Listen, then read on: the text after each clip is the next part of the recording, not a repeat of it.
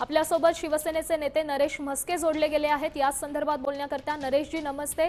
सध्या पत्रकार परिषद पार पडणार आहे 4 वाजता निवडणूक आयोगाची, कसं पाहताय? तारखा जाहीर होण्याची शक्यता आहे?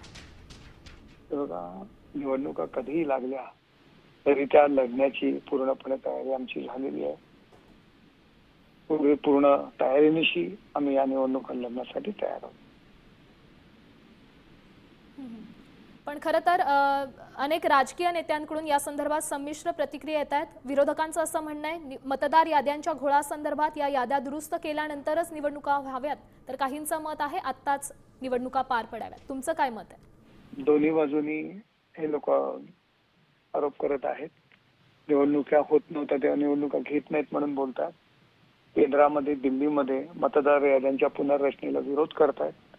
नमकी यांची भूमिका काय? दुटप्पी भूमिका आहे। त्यामुळे काम केलेलं नाहीये, त्यांना माहिती आहे त्यांचा पराभव होणार आहे आणि त्याकरता अशा पद्धतीने टीका टिप्पणी करतात। नक्कीच नरेशजी, धन्यवाद। तुम्ही साम टीव्ही सोबत बातचीत केली याकरता।